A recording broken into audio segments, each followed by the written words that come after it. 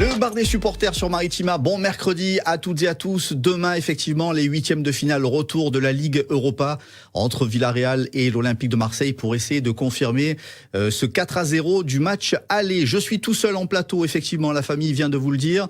Et pour cause, mes vieux compères sont déjà en Espagne. Bonsoir Karim Attab. Salut Marc, salut à tous. Bonsoir Jacques Bail. Bonsoir à tous et à toutes.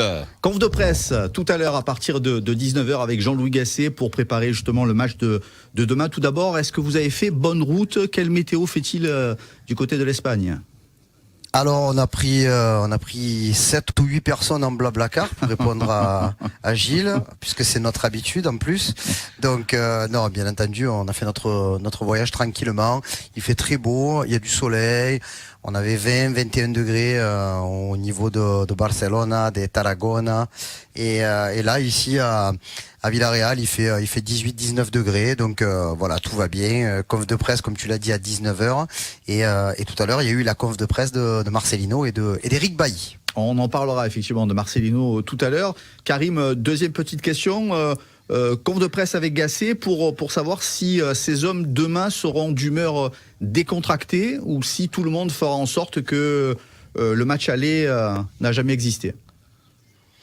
Alors, tu peux pas faire comme si le match aller n'avait pas existé, et même si Jean-Louis Gasset est un spécialiste, un mentaliste qui peut rentrer dans la tête de ses joueurs, il n'arrivera pas à leur faire comprendre et à leur faire croire qu'il n'y a pas eu de match il y a une semaine. Par contre, oui, je pense qu'il y a de la sérénité, mais tout le monde sera quand même sur le qui-vive avec une préparation normale. Les Marseillais vont arriver dans quelques minutes sur l'aéroport de Valence pour rejoindre l'Estadio de la Ceramica, puisque pour une fois, alors même si l'entraînement a eu lieu ce matin, les joueurs vont faire une reconnaissance terrain ce soir directement sur la pelouse de Villarreal, et ensuite ils rentreront dans leur hôtel et nous dans notre hôtel. Et pour le coup, je pense qu'il n'y a aucun risque qu'il y ait un seul joueur qui pense que l'OM est déjà qualifié, parce qu'ils l'ont tellement martelé aux médias, mais surtout en interne, pour que ça se passe pas. Et c'est pas Jaco qui va me contredire. Bien sûr, bien entendu, Karim. Évidemment, dans ce genre de confrontation, tu ne dois pas avoir ce genre de réaction. Oui, mais en même temps, la préoccupation des supporters, Jaco, c'est d'avoir la confirmation que les joueurs sauront éviter l'arrogance dont ont fait preuve les Parisiens à l'occasion des fameuses remontadas. Ne nous mélange pas, ne nous mélange pas parisien, commençons pas d'histoire, pas d'histoire. Non, mais c'est vrai que il faut penser au football, évidemment. Ce qui s'est passé à Paris, on s'en fout. Nous, on va penser à nous, c'est-à-dire qu'on a un entraîneur différent, une équipe différente, et je trouve qu'Olympique Marseille doit gérer cette situation de manière différente. C'est-à-dire que l'OM ne sait pas défendre et ne doit pas défendre. Le Olympique de Marseille, quand on disait hier, je vous ai entendu attentivement hier avec Sébastien Pérez nous expliquer de la gestion. Voilà ce qu'il faut faire, c'est-à-dire gérer le premier quart d'heure, parce que tu vas avoir quand même peut-être beaucoup d'énergie de la part de Villarreal. Tu gères ce premier quart d'heure, mais toi, ça t'empêche pas de continuer à attaquer avec tes flèches que tu as devant, et pourquoi pas, même dans le premier quart d'heure, être capable de marquer un but. Karim, avec peut-être un objectif supplémentaire pour les joueurs, c'est de continuer cette formidable série qu'ils ont démarrée il y a quelques semaines. Oui, c'est sûr que plus tu gagnes des matchs et plus la confiance est là. Alors après, c'est vrai que c'est un peu particulier, parce que je vais pas dire que l'OM ne va pas à Villarreal pour gagner, mais c'est vrai qu'avec 4 buts d'avance, à un moment donné, si tu fais un match nul, ça restera un bon résultat. Et il y a même certaines mauvaises langues qui vont te dire, même si tu perds 1-0, c'est pas catastrophique du tout. Mais bon, je pense que prendre le match par le bon bout, en essayant bien entendu de faire en sorte de marquer dans les 15-20 premières minutes et d'éteindre un petit peu le stade de la Céramique, c'est l'objectif des Marseillais. Je pense que Jean-Louis Gasset, Ghislain Printemps, Pancho Bardonado, tout le monde est d'accord pour aller dans cette direction. On a le groupe qui vient de tomber de manière officielle, donc on est un peu rassuré, même si on n'était pas trop craintif. Jonathan Klaus est dans le groupe des 20 joueurs qui se déplacent. Unai est là, Kondogbia sans aucun problème également, Verretou aussi. Et au niveau des attaquants, tout le monde est là, Aubameyang, Mumbagna, Sarr, Ndiaye, Henrique et Tuku Correa. J'ai presque oublié son nom tellement il joue de moins en moins. Mais bon, voilà, c'est c'est quand même un match qui était important. Je le rappelle, j'ai déjà dit sur cette antenne que pour moi le match le plus important de la semaine, compte tenu du match aller en Ligue Europa, c'est le match de Rennes, parce que Rennes aura une saveur particulière et peut-être un bilan comptable jusqu'au moment où on va partir en trêve qui sera important. Mais bon, avant ça, on va faire comme les joueurs, comme les coachs. On va prendre les matchs les uns après les autres. Et c'est vrai que faire une belle performance déjà dans le contenu, Jaco, à Villarreal, c'est ce qu'on attend tous. Mais bien sûr, c'est important et c'est essentiel pour se rassurer. Cet OM-là nous a appris que il était facile de gagner, voire moins difficile. Donc il faut continuer. Cet OM-là est performant. On ne sait pas faire autre chose que attaquer. Et je te disais tout à l'heure, Karim, comment tu vas faire pour pouvoir défendre 90 minutes?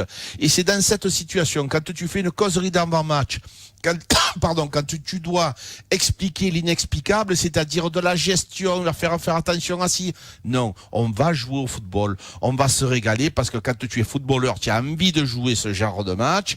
Donc tu te fais un match tranquille, propre, appliqué comme on sait le faire, avec de la sécurité défensive, avec un milieu qui est quand même en pleine forme actuellement et avec nos atouts offensifs. Et je pense sincèrement que ça peut aller.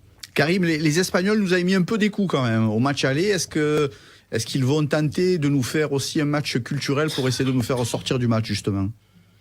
Ah ben, de toute façon, je pense que le début de match sera toute agressivité, même si Marcelino a dit qu'il ne fallait pas jouer avec son cœur, mais plus avec sa tête, et que le terme remontada n'était pas un terme qui lui plaisait trop. Mais voilà, c'est clair que je pense que ça va envoyer un peu les pieds. Alors après, je ne sais pas si tu avais prévu une question sur l'arbitre de ce match, mais elle arrive après.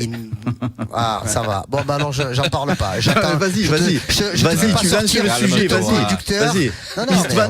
Istvan Kovacs qui était avec nous pour le match face au Panathinaïkos. Est-ce que vous avez reçu l'info comme une bonne nouvelle ou pas? Ah ben, c'est catastrophique, mais bon, allez, j'ai la faiblesse de penser que Marcelino était le coach de l'OM à l'époque et que peut-être que lui aussi sera impacté par ce match arbitré par Istvan Kovacs au début du mois d'août, puisque c'était à Athènes sur le match aller où il a émis un carton jaune au bout de 50 secondes, je crois, à Kondogbia, et 18 minutes plus tard, il avait déjà pris un rouge. Abominable. Voilà, donc à partir de ce moment-là, j'espère quand même que depuis de l'eau a coulé sous les ponts. S'il est toujours là à arbitrer des matchs de ce niveau, c'est qu'il a quand même lui aussi un niveau qui lui fait prétendre à des rencontres des quarts de finale, des huitièmes de finale, des demi-finales même de compétition européenne. Donc voilà, j'espère qu'il arbitrera de la même façon pour les deux et qu'il saura faire respecter la loi par rapport à un trop plein d'agressivité, parce que oui, les joueurs de Villarreal ont joué un vrai match de Coupe d'Europe au match aller, et oui, ils sont repartis avec 4 buts dans la musette. Ouais, mais il faut pas qu'ils confondent l'intensité et l'agressivité, parce qu'ils ont été agressifs dans tous les sens du terme. Karim, on a vu des tacles par derrière qui étaient quelquefois très dangereux. Donc l'arbitre, c'est le garant de la sécurité. J'espère qu'une chose, qu'il sera près des actions. C'est aussi pour lui un match, les distances de marquage, elles vont être importantes pour lui aussi, parce que cette équipe, des fois, pour pouvoir devant leur public montrer des choses d'agressivité, la fameuse grinta, ils sont capables de nous faire mal. Donc attention, vigilance surtout accrue à ce genre de choses. Jaco, je reste quelques instants avec toi. On va demander à Karim dans un instant comment s'est passée effectivement la conf de presse de Marcelino. Est-ce que côté Marcelino, justement, d'après toi, il y aura de la rancœur? On rappelle son départ de début de saison un peu prématuré, surtout dans un contexte très particulier. Et on rappelle qu'il est revenu à Marseille, qu'il en a pris 4 dans le museau. Est-ce qu'il y aura de la rancœur, voire de la haine côté Marcelino? Non, je pense pas. Déjà, quand il a pris cette gifle, parce que c'est une véritable gifle qu'il a reçue au stade de Vélodrome, c'est une humiliation. Je pense que lui, il doit être dans ses petits souliers. Il pense à se préoccuper de son équipe.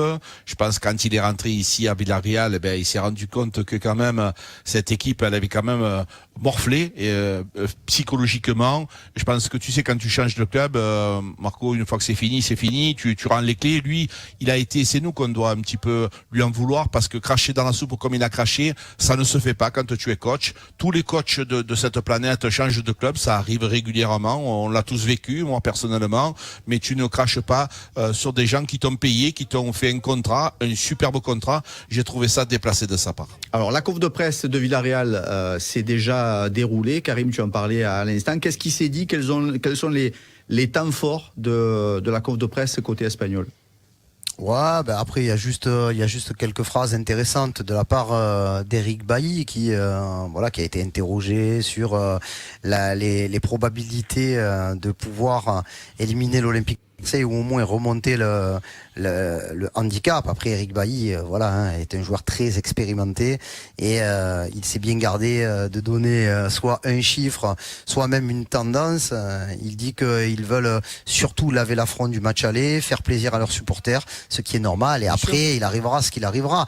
Que les joueurs espagnols marquent en début de match, ça peut changer les choses, bien entendu. Si tu arrives et que tu es mené 2-0 à la mi-temps, c'est pas la même chose pour l'Olympique de Marseille. Je te dis pas que tu commenceras à avoir vraiment peur, mais bon, à un moment donné, la dynamique, elle sera inversée. Villarreal en championnat marque beaucoup de buts. Ils ont encore gagné ce week-end à l'extérieur sur la pelouse du Betis Séville sur le score de 3-2 avec l'ami de Jacques Bail, Alberto Moreno, qui avait été expulsé jeudi dernier au Vélodrome, qui a dit ça suffit pas, donc je me fais expulser aussi en championnat 3 jours après. Mais bon, cette équipe, on la connaît. On sait qu'elle est capable de mettre un peu le feu dans la défense marseillaise, mais elle est capable d'en prendre encore des buts. Franchement, les amis, moi, ce que j'ai vu, je m'attendais pas à voir autant de différence au match aller entre l'OM et Villarreal. Franchement, il faut être fou pour dire qu'on pensait voir l'OM éclater Villarreal 4-0 et comme ils les ont éclatés.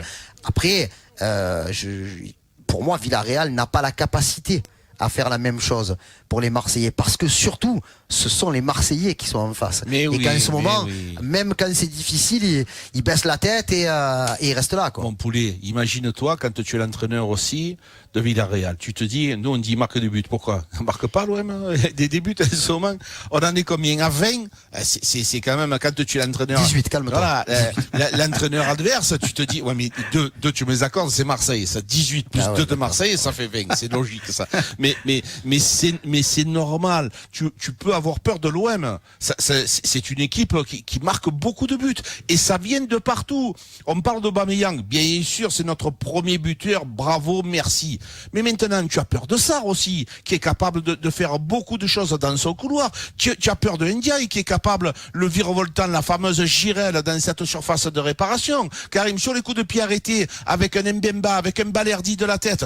Donc ça peut arriver de partout. Quand tu es entraîneur de l'équipe adverse, tu as mal à la tête. Et l'entraîneur de l'équipe adverse, donc Marcelino, a donné une conférence de presse assez je t'ai mis en pleine course. Très sobre, très sobre la conf de presse de Marcelino, visage fermé. Après, il est conscient que la mission n'est pas impossible, mais elle est vraiment très très difficile parce que on peut dire ce qu'on veut sur Marcelino, mais bon, il connaît le football quand même, il connaît la difficulté également de mettre des gifles à son adversaire. Villarreal a battu Granada 5-1, mais Granada, ça joue le maintien en Liga, l'Olympique de Marseille aujourd'hui. Mais c'est surtout ça qu'il faut voir. C'est aussi la dynamique qui fait penser que l'OM sera assez serein pour pouvoir passer cet écueil. Alors tout est possible en football avec un arbitre comme Istvan Kovacs. Il faudra faire attention, bien entendu, mais bon, au niveau des confs de presse, on n'a pas appris grand-chose, Marc, avec les Eric Bailly et Marcelino, et j'espère qu'on en apprendra un petit peu plus tout à l'heure avec Ismaël Assar et Jean-Louis Gasset. Alors, grosse discussion hier entre Steph Martins et Sébastien Pérez sur les choix que pourrait faire Jean-Louis Gasset. Côté Steph Martins, on ferait souffler Pierre-Emerick Aubameyang, qui est hyper sollicité depuis de nombreux matchs. C'est pas du tout comme ça que voit les choses Sébastien Pérez. Comment vous imaginez la gestion des 2 matchs qui se présentent cette semaine, Jaco? Moi, écoute, je mettrai déjà tous mes atouts de mon côté, c'est-à-dire que je fais mon équipe type avec Pierre-Emerick Aubameyang fer de lance à la tête de mon attaque, parce que j'ai envie de leur faire peur, de leur faire mal. Je me mets à l'abri, et à ce moment-là, à partir du moment où je suis à l'abri, j'ai tout mon temps pour le faire sortir, le faire remplacer. C'est dans ce genre de situation, de comportement, où si tu changes beaucoup de joueurs, tu te déséquilibres. Et quand tu te déséquilibres, Marc, tu as mal à la tête. Donc, il faut surtout pas être... bien sûr qu'ils ont besoin de repos, mais tu as le temps en cours de match de les faire reposer. Il faut déjà se préparer déjà à une qualification en mettant ton équipe type, parce que on parle du match de Rennes qui est important, oui, mais demain soir, il va falloir une qualification. Il est important ce match-là aussi. Ça change la saison de l'Olympique de Marseille. Une qualification en Coupe d'Europe, excusez-moi de croire que ça n'est pas rien. Alors les mauvaises langues vous diront, si toutefois on perd à Rennes ou on a un match nul à Rennes, qui est pour moi un très très bon résultat, tu te dis, pourquoi pas, j'ai encore le temps de pouvoir les rattraper. Là, si tu es éliminé demain soir, c'est fini, tu rentres, tu prends ta valise et la Coupe d'Europe, elle est terminée. Donc personnellement, c'est ce que je ferai. Ouais, après franchement... je pense que mettre des joueurs qui ont beaucoup de temps de jeu et aller les faire sortir à l'heure de jeu, par exemple, c'est... Toi, tu ferais démarrer Aubameyang aussi comme Jaco? Moi, je fais démarrer Aubameyang et je fais même démarrer Ismaïla Assar. Voilà, pour te dire, ce sont les deux joueurs qui, en ce moment, jouent beaucoup. Après, Aubameyang, il est sorti à 7 minutes de la fin après avoir fait le boulot. Tu me fais démarrer, moi, non? Bien sûr. Et là, je pense que tu seras capitaine. Je sais pas, mais tu seras à ma gauche comme d'habitude. Et pour le coup, mais tu seras au stade de la Ceramica. Et c'est ça qui est bon. Maritima, j'ai la tête pleine de camions déjà. Demain soir, j'espère voir des joueurs, parce que là, pour l'instant, c'est vrai qu'on a vu beaucoup de camions. Non, mais c'est plaisanterie mise à part, Karim. C'est vraiment un beau déplacement. Je suis très, très, très heureux d'être à tes côtés. C'est un honneur. Merci Karim, merci Marc, merci Maritima, parce que c'est des moments magnifiques dans une vie de pouvoir voir un match de Coupe d'Europe de l'Olympique de Marseille. Malgré tout, ça n'est pas rien. Avec ce Villarreal-OM classé comme match à haut risque, on a vu que le maire de Villarreal avait pris un décret pour, en tout cas des dispositions pour prévoir un périmètre de sécurité autour du stade de la Céramique au moment de recevoir l'Olympique de Marseille. Combien de supporters marseillais sont attendus demain soir ? Alors, on m'a annoncé le chiffre de 1200, plus peut-être des supporters qui viendraient non encadrés et qui auraient réussi à acheter des places pour le match retour. Le stade de la Céramique est pas un très très grand stade. Villarreal n'est pas une grande ville, donc on devrait avoir une affluence entre 22 000 peut-être demain pour ce match. Bon, pour eux c'est chaud quand même, parce que il va falloir que le public soit extrêmement présent pour aider les joueurs à se dépasser. Par contre, les supporters de l'Olympique de Marseille seront bien là. Il y en a qui sont déjà arrivés, il y en a qui arrivent ce soir, il y en a d'autres qui arriveront demain. Le temps est beau. J'espère vraiment qu'il n'y aura pas de problème à l'intérieur de la ville, à proximité du stade. Après, en toute honnêteté, fermer certaines écoles demain après-midi par rapport au match, par rapport aux supporters de l'OM qui se déplacent, je trouve ça un peu exagéré. Ridicule. Je sais pas si c'est ridicule, mais c'est surtout parce que la sortie d'école c'est 18h45 aussi, quoi. Oui, d'accord, mais bon, les enfants sont contents. Voilà, ils n'auront pas école demain après-midi. Et je rappelle que à l'occasion du match aller, il n'y a pas eu de problème entre les supporters de l'Olympique de Marseille et les 16 irréductibles. Donc, ça c'est pas bon. Non, mais bon, le fait qu'il y ait quand même une grosse communauté de supporters de l'OM qui se déplacent, et franchement je les applaudis, je les embrasse même très fort, parce que ils se déplaceront aussi en nombre dimanche à Rennes. C'est encore aussi le signe que il y a plus, on rigolait, il y a plus l'ordonnance, il y a plus Doliprane. Voilà, ils sont guéris aujourd'hui. Bien entendu, tout le monde va faire attention à une rechute, mais c'est dans le médical, ça. C'est ça, docteur Attab. Voilà, docteur Attab. 5 ans d'études après le bac. Ouais, c'est ça. Jaco, est-ce que l'heure du match, justement, qui sera à 18h45 demain, aura son importance dans le résultat du match ? Oui, ça a de l'importance, parce que ça te change toute la journée de préparation, les causeries, les réunions, les déjeuners, tout est changé, tout est réorganisé dans la journée. Je te le dis régulièrement. Et ça va faire bizarre, Jaco, qu'au moment du coup d'envoi, il fasse jour aussi. Mais oui, non, il y a beaucoup de choses qui changent, mais dans la journée en elle-même d'organisation de l'équipe, c'est totalement différent. Le repos différent, la sieste est moins longue, parce que la sieste elle est importante, mais elle est pas. Il faut faire attention à la sieste, parce que tu as des joueurs qui après sur le terrain ils ont du mal à se réveiller. Franchement c'est problématique ce genre de situation. Donc on leur dit régulièrement que tu dormes une demi-heure, 1 heure, ça va, mais pas trop longtemps parce qu'après tu risques de rester l'esprit endormi. Donc voilà, la situation d'un match à 18h45, c'est un peu, on dit à Marseille, un peu bastardon, mais il va falloir s'adapter. Allez, Villarreal, Olympique de Marseille, en tout cas, c'est demain en fin d'après-midi, 18h45, prise d'antenne, 18h30. On sera en direct avec Jaco et Karim depuis El Stadio de la Ceramica à partir de 17h30 pour un nouveau BDS depuis l'Espagne. C'est tout pour ce soir. On espère voir des buts, on espère voir encore une belle victoire marseillaise. En tout cas, la team OM Maritima s'est mobilisée. On attend ce match avec impatience. Merci beaucoup les frérots. Merci Jaco. Merci Marco. Merci mon Karim. Merci les amis. Toujours un plaisir d'être avec vous en direct et encore plus quand je suis pas seul en déplacement pour ce genre de match et d'émission. Ça fait vraiment plaisir. Soyez sages, pas trop de cerveza ni de sangria ce soir. On se retrouve demain toujours à 17h30 et toujours sur Maritima.